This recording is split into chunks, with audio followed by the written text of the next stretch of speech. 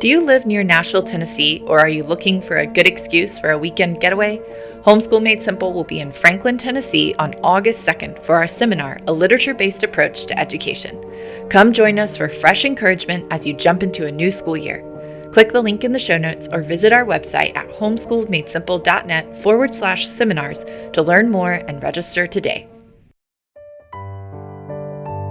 One of the benefits of attending a Homeschool Made Simple seminar is that you get to hear a panel discussion at the end of the day. Seasoned parents join our team to answer questions submitted by everyone in attendance. Today, we're sharing a few of those questions and answers with you. You're listening to the Homeschool Made Simple podcast. This is a podcast to help you homeschool simply, inexpensively, and enjoyably. Carole Joy Seid has been helping families homeschool for several decades now through her literature-based approach to education. And J.J. Seid is a pastor, and now, along with his wife, homeschools his own 4 children. In this episode from the archives, Carole and J.J. answer questions about motivating kids to work cheerfully, testing for progress, and knowing if this method is right for your family. Listen in. Some questions around our philosophy. Is this approach possible for a single mom or other non-traditional family structures? And this is a question that we field oftentimes in person, talking to single moms at the close of a seminar. And of course, the short answer is, unfortunately, it depends. So much may depend on your vocation and career, whether or not you're allowed to work from home, what your financial resources are, the age of your children, how many children you have. Do you have 1 child or 6 children? What kind of family and community support do you have from grandparents or siblings or cousins or local church members? All those things can factor into how realistic or unrealistic it is to homeschool for your family and in your season of life. And JJ, you and I were talking about this during our break, and I just want to clarify something. I am booked so solid for consulting. So we're not trying to advertise consulting. JJ just felt like at the end of the day, you probably need that personal thing. But I said, honey, don't sell consulting because we're so booked. But he was trying to be helpful to you. But in the same way, I would say with this question, this might really be a consulting question because it's such a specific thing, just as he's saying that there is no one size fits all to this answer. Another question came in. Do you have any tips on how to encourage work with children who complain? I have some initial thoughts, and this is something you've spoken on for many years. So we want to give our kids a theology of work that work existed before the fall. Work comes with thorns and entropy. You fix something and then it breaks again. And there's frustration in our work. There's futility in our work. But work itself is not evil. If we were restored to the pre-fall condition, there would not be an absence of work, but there would be an absence of frustration in our work. So we can both dignify work for our kids and also empathize with the frustration that they feel in their work.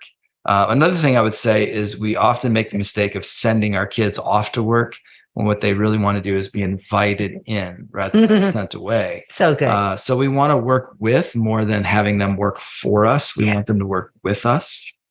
And that makes such a difference. I think every parent, when we picture the overlapping Venn diagram of communication and discipline as we parent, some of us are much quicker to communicate and communicate well. Some of us are much quicker to discipline.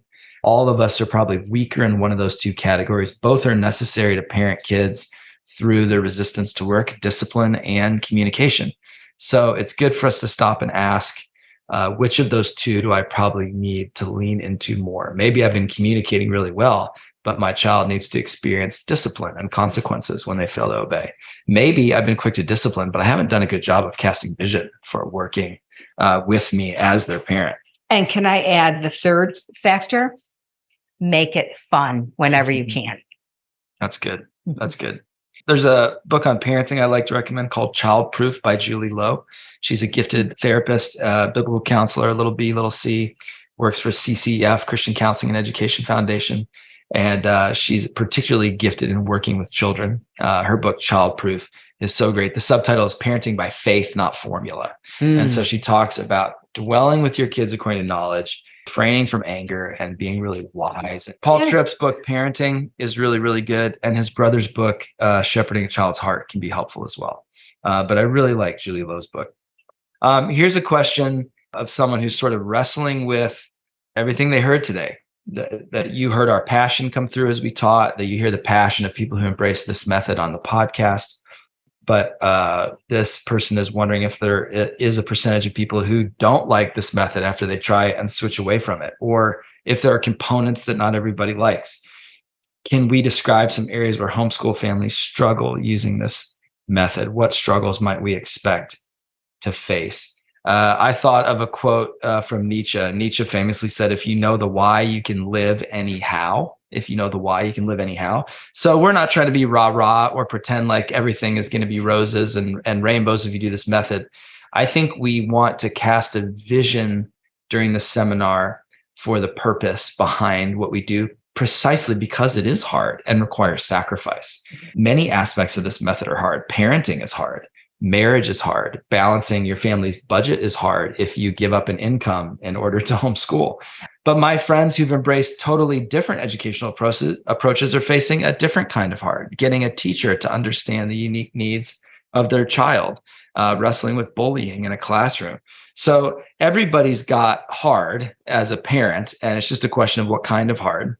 And if your convictions lie upstream from the challenges you face. In other words, I sort of know the challenges are going to come with my model. We have less money for groceries because we're a one-income family, but that was a decision we made on purpose.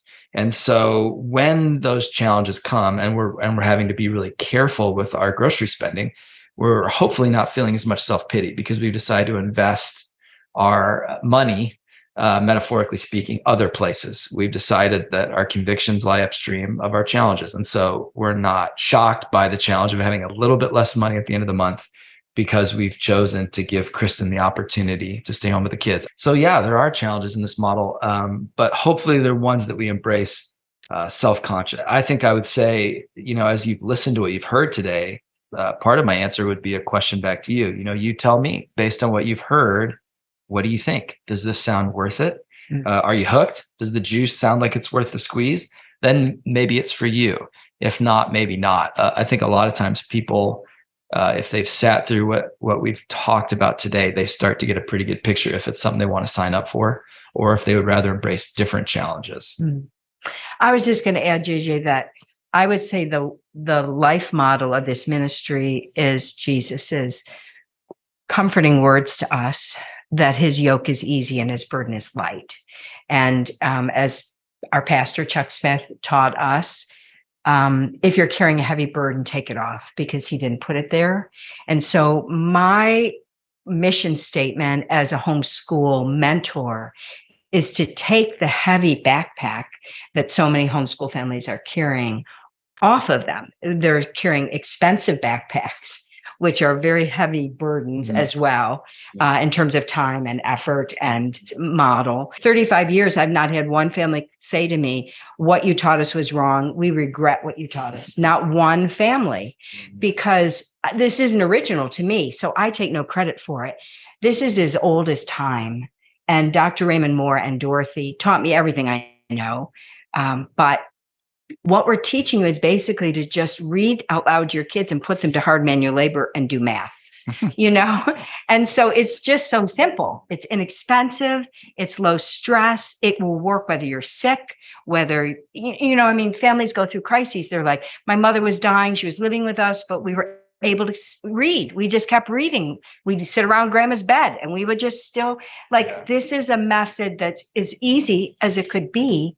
I just don't hear any complaints. Well, I like everything you just said. And I think maybe a final thing I would add to that question before we move on is you and I have talked about how easy it would be for you and I to become busybodies, to be overly prescriptive about exactly what people can read or do or not do, and sort of position ourselves as a sage on the stage, dispensing granular advice about every aspect of this method. And so part of the beauty of this method is it comprises many methods. That's right. It's encouraging parents to exercise discernment and to follow their own passions and talents. And we've given some really simple principles, don't leave your kids alone with screens, read books. And those are things that people can apply in 10,000 ways.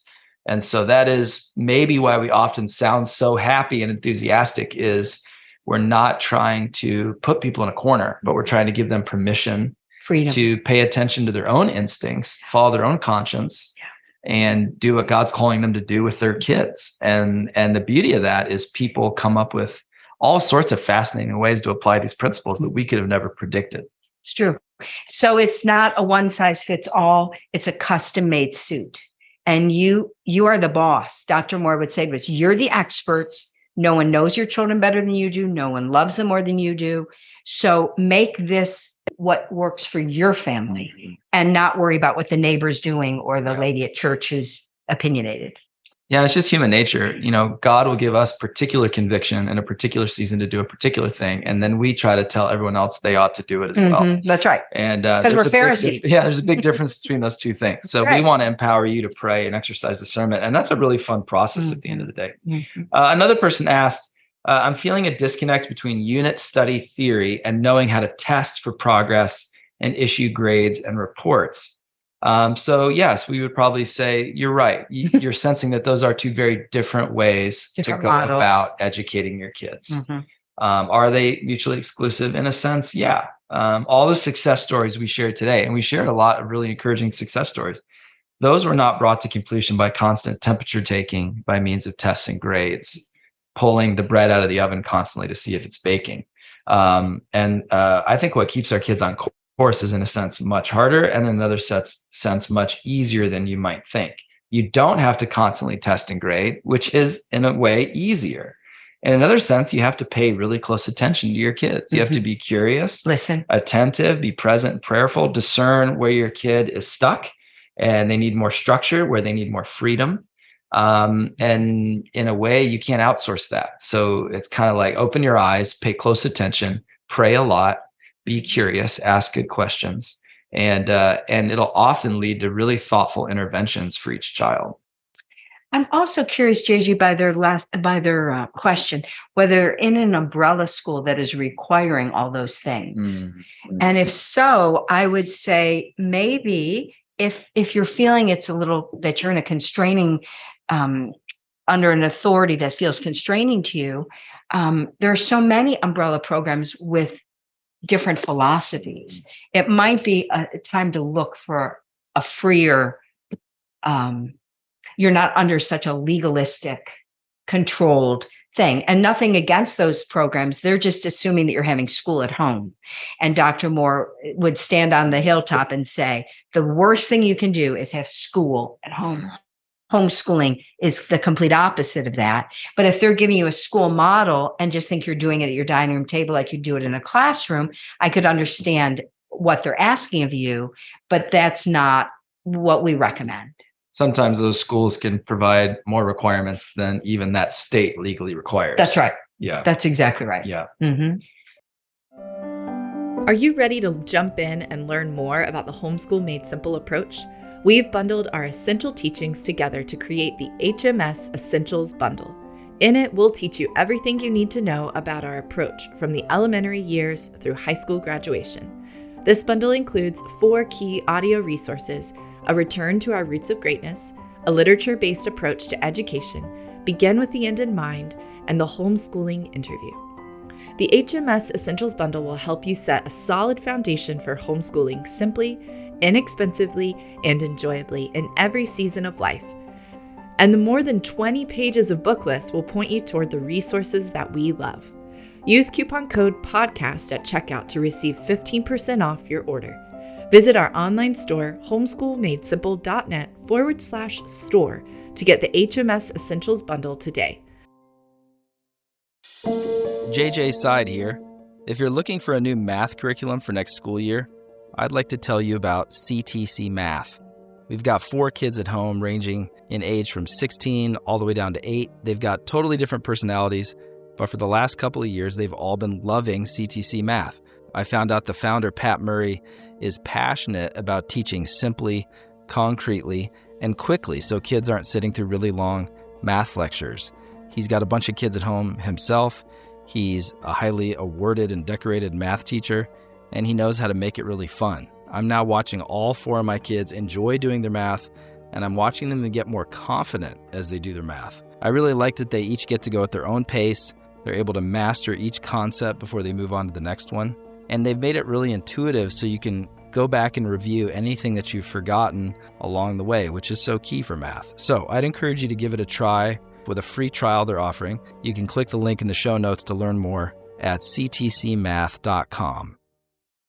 Another person has asked, pivoting now to questions about reading, if a child learns to read and then becomes uninterested in read-alouds, how can I revive that enthusiasm for being read to, even though they love to read for themselves? And we maybe guessed what might be going on. And of course, we could be way off base, but that could be quite normal, especially if a child is eager to read at the speed of reading to themselves instead of the speed of being read to. So it might be something as simple as that what you're doing is working and they want to rip through books.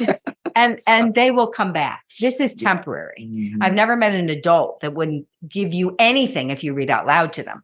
So it may just be temporary. But JJ himself was such a fast reader. Eventually, he started out very slowly reading. Like we taught him to read, I think at 7.5, but he didn't really read for pleasure till I'd say at least 9. Wow. So, but once he started to read for pleasure, then he was like, because when you're older, you don't go through all those baby steps, Once he really started to read, he just took off and was just reading like a maniac. And as a result, he was impatient with being read to.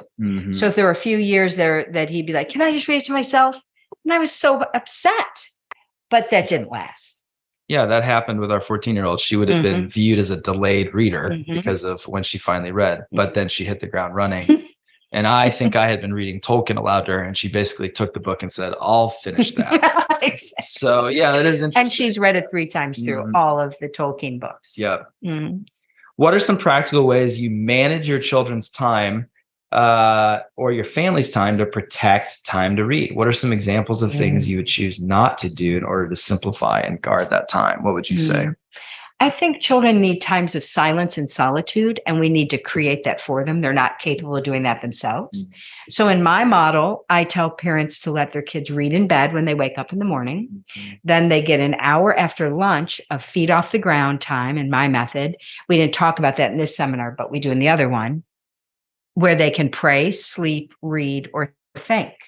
So you're creating the spiritual disciplines of silence and solitude, which when you study the history of the church, were absolutely foundational to the church. But in America today, we have utterly lost contact with those 2 spiritual disciplines. So teaching kids to love being alone, to love silence, because as C.S. Lewis said, a literary man is constantly looking for silence and solitude. They just are, because I cannot read when there's noise, even the slightest noise. I cannot, it just, a clock that's ticking too loudly or chiming or whatever it is. It's just, we have to create those spaces. And then, of course, daddy reading at night. But then before they go to bed, once they're old enough, they're given a limited amount of time. You can read to yourself for half an hour or 45 minutes. So you've created 3 big blocks of time in your child's day that they can read or do nothing else. So they're going to read. If you say you can pray, sleep, read, or think, well, of course they're going to read. Right. But I want them to think they've chosen to read, not that they're being forced to read. Yeah, that's good. The question asker talked about managing your children's time or your family's time. And that's a good reminder that we make choices about how many sports our kids are in, as was already mentioned, how many side hustles you're going to try to pull off, how much money you're going to try to make, how expensive of a car payment you're going to commit to, whether or not you're going to say yes to chairing that committee. So, I have so many people in my orbit that seem to say yes first and then experience regret later. So I think it's good for us as couples, as families, to ask, what do we want to protect? And then what are we willing to say yes to? If we want to be missionaries in our neighborhood, then we want to be around for our neighbors. If we want to have time to read at night, then that probably means we have to say no to X, Y, or Z that would keep us out late many evenings. So a lot of this is reverse engineering our life from the things that we want to say we did with our kids when they leave the house to what we say yes and no to as parents. Another person asked a great question. Our house is full of all types of books. Good for you. That's great. We love that. Does it bother you if my 8-year-old son only wants to read things like Narnia and The Hobbit or else about war, World War I, II, Civil War, etc.? He's almost become obsessed with those things and has a meltdown if I try to steer him toward other subjects. Mm-hmm. Do we need to manage our child's interests if they seem a little off or extreme to us?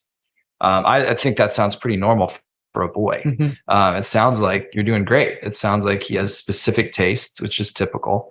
And he's probably very bright, which means that he has even more specific tastes. And opinions. That's right. But the really fun thing is it won't last. In a year, he'll be obsessed with something else. And then you can always introduce, I mean, you can be parental. You can say you can read 3 of your books, and then you're going to read 1 of Mama's books and 1 of Daddy. Like Daddy has a book he wants you to read, Mommy So who's running the asylum? I mean, you have authority. But I love that he's interested and passionate. And of course, he's reading Tolkien, and who else was it? Lewis? Mm-hmm. Well, yep. Talk about the gold standard. That's right. So, I mean, gee, this is not something I'm going to worry about at night. Yeah, that's wonderful. That's great. This is a great question. I love the focus on classics, but one question I have is, how do we help our children understand viewpoints from people from different ethnicities who could not write or be published hundreds of years ago? I think this takes thoughtfulness and work, and I think homeschooling is uniquely suited to doing this. When I think back to my childhood, I was reading books from around the world. I was reading books from minority voices. Mm-hmm. I was reading books that a lot of my friends had never even heard of. It's much easier in the library these days, even at the picture book stage, to find books about Harriet Tubman or to find books about fairy tales from minority cultures. You can, exercising discernment, you can expose your kids to all sorts of wonderful things from all over the world. It's as easy as browsing with intentionality in your library and then talking to friends and learning.